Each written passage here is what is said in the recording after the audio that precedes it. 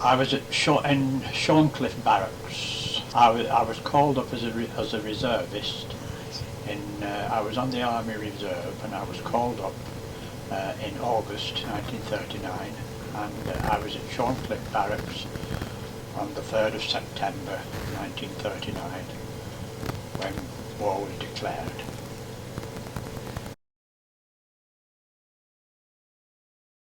We went to France in the first week in October 1939. We went, the vehicles went right round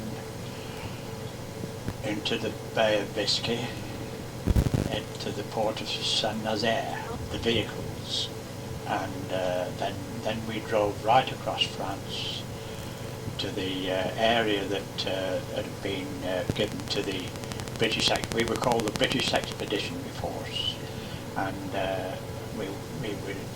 we drove up to the area which had been given by the French High Command to the British Expeditionary Force. We were under command of the French High Command.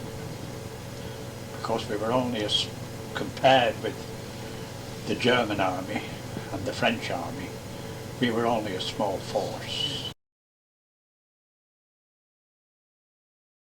Yeah, and took up positions on the Belgian frontier, right across France, yeah, with the vehicles, sleeping in the vehicles, no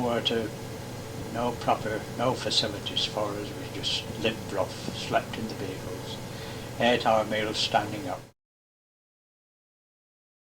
They invaded on May the 10th. On May the 10th, the Germans invaded Holland and Belgium, and France.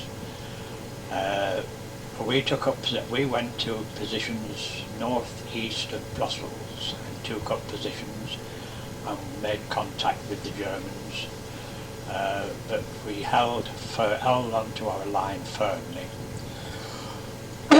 Then we started hearing reports on our flanks of the Germans penetrating, and so we had to withdraw to keep in touch with our flanks. And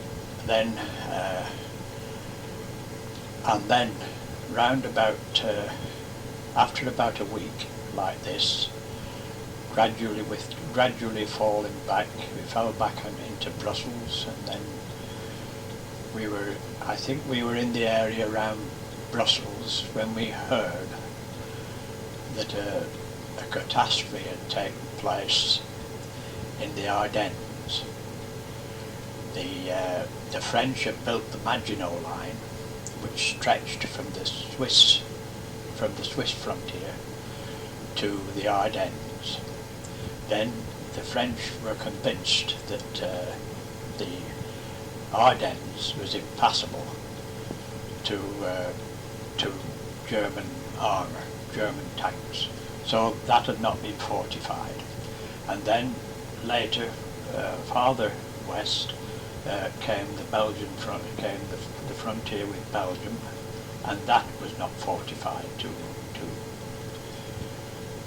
please the Belgians. That hadn't been fortified. Right through to the coast there was no real fortifications, and where we got into position, we had no fortifications, just open country, and we started to build a tank trap. That's a deep ditch, about 10 feet deep and about 20 feet across. But we had to do it with picks and shovels because there was no mechanical digger in the north of France. And we had one out from England, and then we ran into trouble with the French farmers who didn't like the idea of their land being dug up. So anyway, we got on with it, and by the time the Germans invaded, we did have some kind of a tank trap, but we had this to fall back on.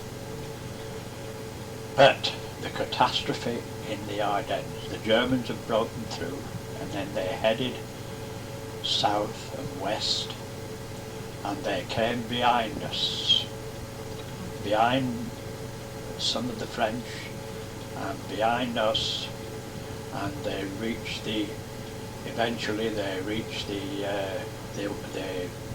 Arras fell, Abbeville, and they reached the coast, and we were completely cut off from all our supply. We were encircled. So we fell back on this. We fell back then to our original positions on the Belgian frontier where the tank trap was. We fell back waiting for the outcome of what was going to happen.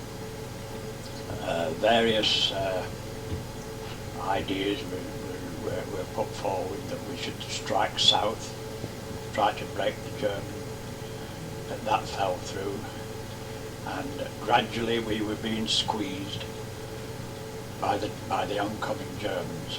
When you compare the German army with the British army had 4 divisions worthy of calling a name as a division. The rest were pick and shovel divisions, and that we were being attacked by 40 German divisions, all of which were first class with weapons far superior to ours.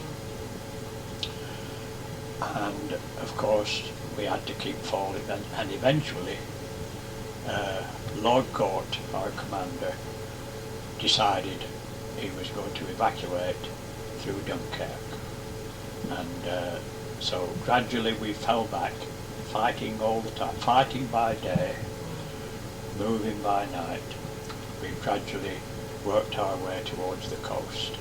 We formed a perimeter which stretched from Gravelines in the right just southwest of Dunkirk to Newport in Belgium, about 30 miles of coastline and about 25 miles inland, a perimeter, and we fell back into that.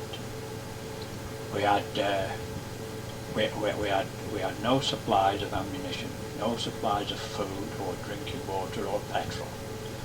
So when this was exhausted, the supplies we had were exhausted. We had no other option but to evacuate.